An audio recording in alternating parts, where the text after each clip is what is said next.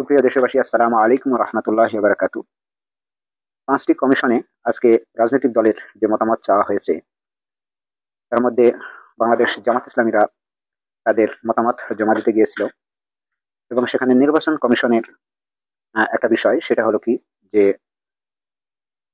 তারা চেয়েছে সংখ্যানুপাতিক নির্বাচন এবং বিএনপি চেয়েছে গতানুগতিক যেসব নির্বাচন, প্রতীকে যে নির্বাচনটা হয়, মানে আমাদের 300 আসনের ব্যক্তির নির্বাচন। তো সংখ্যানুপাতিক নির্বাচনটা কি? সংখ্যানুপাতিক নির্বাচন হলো সারা বাংলাদেশের যে সকল দল জাতীয় নির্বাচনে অংশগ্রহণ করবেন তাদের কোনো প্রার্থী থাকবে না।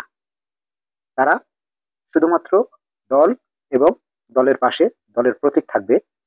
যেমন যদি বিএনপি থাকে তাহলে বিএনপির পাশে ধানের শীষ থাকবে, জামাত থাকলে সেখানে দাঁড়িপাল্লা থাকবে, আওয়ামী লীগ থাকলে সেখানে নৌকা থাকবে, জাতীয় পার্টি থাকলে সেখানে নাঙ্গল থাকবে। তো সারা বাংলাদেশে এই সংখ্যানুপাতিক নির্বাচন হবে এবং মানুষ প্রতীকে ভোট দেবে, মানে কে কোন দলকে সমর্থন করছে, সেখানে কোনো এমপি প্রার্থী থাকবে না। তো জামাত ইসলামের সেক্রেটারি জেনারেল মিয়া অধ্যাপক গোলাম পড়ুয়ার, তিনি আজকে যে কমিশনে তাদের মতামত দিয়েছেন সেখানে তিনি বের হয়ে এসে সাংবাদিকদের যে ব্রিফ করলেন, সেখানে তারা বলেছেন যে আমরা সংখ্যানুপাতিক নির্বাচনে বেশি গুরুত্ব দিয়েছি। তো সংখ্যানুপাতিক নির্বাচন হলে কার লাভ কার ক্ষতি, সে বিষয়ে দু একটা কথা আজকে বলবো। সেটা হলো যে বিএনপিরা চাচ্ছে গতানুগতিক যেসব আগের নির্বাচন ছিল, অর্থাৎ এমপি পদ্ধতি, এবং জামাত চাচ্ছে যে এটা সংখ্যানুপাতিক নির্বাচন, অর্থাৎ প্রতীকের নির্বাচন। তো এখানে শুধুমাত্র বিএনপি এবং জামাত নয়, আরো অনেক রাজনৈতিক দল আছে, তারাও তাদের মূল্যবান মতামতগুলো পেশ করবেন।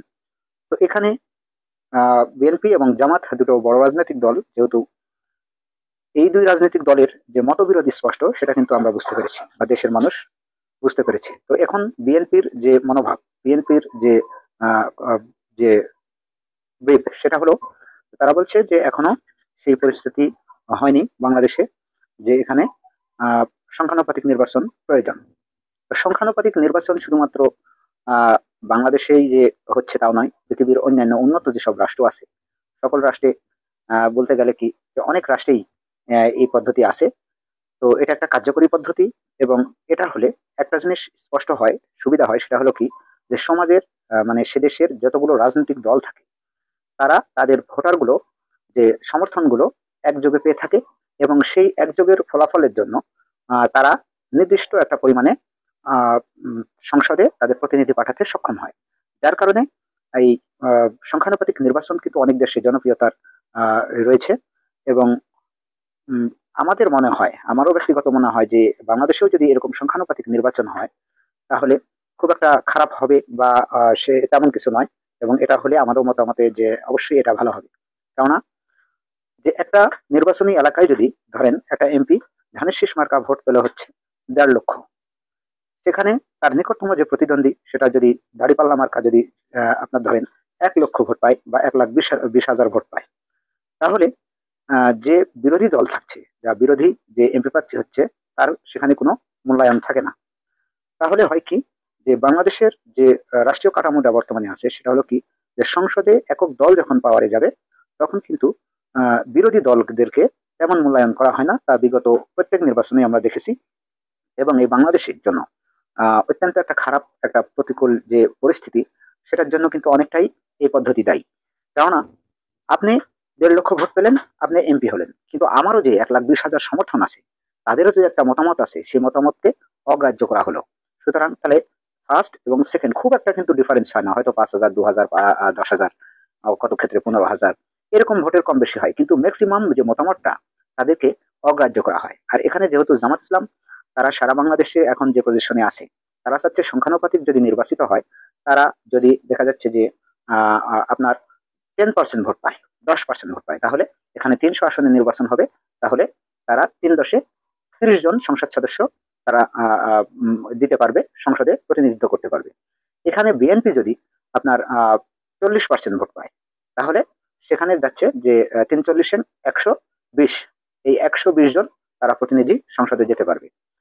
তো এখানে বিষয় হলো যে বিএনপি এবং জামাতের এখানে বিরোধ যে বিষয়টা দেখা দিয়েছে, সেটা হলো বিএনপি যদি মনে করে যে আমরা যদি এখন নির্বাচন হয় তাহলে এককভাবে ক্ষমতায় যাব, তাহলে এমপি গুলো আমাদের বেশি হবে, বা আমরা এই যে তাদের যে একটা অর্থ বাণিজ্য মানে ব্যবসা বলা যায় আর কি সহজ ভাষায়, সেটা হলো কি বিভিন্ন জায়গাতে প্রতিনিধি দেবে, তারা এমপি দিবে এবং এমপির বিনিময়ে তাদের যে দলের টিকিট মনোনয়ন বিক্রি করবে, এইসব ব্যবসা থেকে কিন্তু তারা লাভবান হতে পারবে না। যার কারণে তারা দুই দিক দিয়ে সমস্যা মনে করছে। এক হলো যে তারা এককভাবে যে রাষ্ট্রীয় ক্ষমতায় যেতে পারে বা বড় দল হিসেবে যদি যায় তাহলে সেখানেও বাধা সৃষ্টি হচ্ছে। আর দ্বিতীয়ত হলো যে তাদের যে দলের যে প্রধান আয়ের উৎস সেটা হলো কি যে তারা টিকিট বিক্রি করে। এই যে দলের এমপি মনোনয়ন প্রত্যাশীদের জন্য যে মনোনয়ন ফর্ম বিক্রয় করে, এটাও কিন্তু সেই দলের একটা আয়, যেটা জামাত ইসলাম কিন্তু মনে করে না। তো জামাত ইসলাম যে মতামতটা দিয়েছে, নির্বাচন কমিশন যদি সারা বাংলাদেশের সারা পৃথিবীর দেশে যে সব উন্নত রাষ্ট্র আছে বা তাদের যেহেতু সনাতন পদ্ধতিতে নির্বাচন করে বারবার এদেশে দেখা যাচ্ছে যে একজন আওয়ামী লীগ যদি নির্বাচিত হয় তাহলে বিএনপিদেরকে তারা তাদেরকে সংসদে কথা বলার সুযোগ দেয় না, বা তাদের সংসদ যে পরিমাণ তাদের ভোটার আছে দেশে সেই পরিমাণ ভোটারের সেই পরিমাণ এমপি প্রতিনিধিত্ব করতে পারে না বা সংসদে কথা বলার মতো কেউ থাকে না। তো এখানে সব দলেরই মঙ্গল হবে যদি সেটা এই সংখ্যানুপাতিক নির্বাচন হয়। তাহলে দেখা যাচ্ছে যে এখানে এনসিপি যেসব আপনার ছাত্রদের দল আছে, তো ছাত্রদের দল যদি এদেশে 5% ভোট পায় তাহলে সেখানে দেখা যাচ্ছে যে তারা 3, 5, 15 জন এমপি প্রতিনিধিত্ব করতে পারবে। তো এইভাবে যদি বিএনপি ছাড়া বিএনপিরা এই সংখ্যানুপাতিক নির্বাচনের বিরোধী মত দিয়েছে, এবং জামাত ইসলামী তারা কিন্তু এই সংখ্যানুপাতিক নির্বাচনের জন্যই তারা জোর দিয়েছে।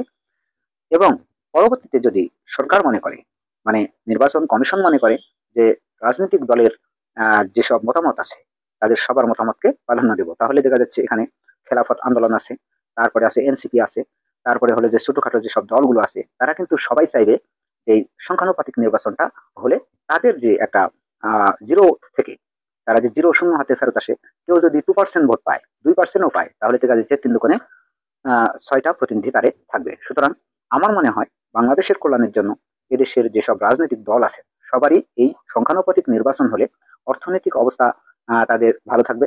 এবং এই যে আহ, সারা বাংলাদেশে যে পরিস্থিতি যে আপনি 1 লাখ ভোট পেয়ে নির্বাচিত হচ্ছেন অথচ আমি 90,000 ভোট পেয়ে আমার কোনো প্রতিনিধিত্ব থাকছে না, এই বিষয়টা দূর হওয়া দরকার। এবং এদেশে সংখ্যানুপাতিক নির্বাচন হলেই আমার মনে হয় যে সেটাই এদেশের জন্য মঙ্গল হবে। তো ছোটখাটো রাজনৈতিক যারা দল আছেন তারাও এই বিষয়ে অবশ্যই তাদের মতামত পেশ করবেন। এখন দেখা যাক যে ভবিষ্যতে কোন ধরনের নির্বাচন আমরা আমাদের দেশ বা ডক্টর ইউনূস আমাদের উপহার দিচ্ছেন। ধন্যবাদ সবাইকে। আসসালামু আলাইকুম রহমতুল্লাহ।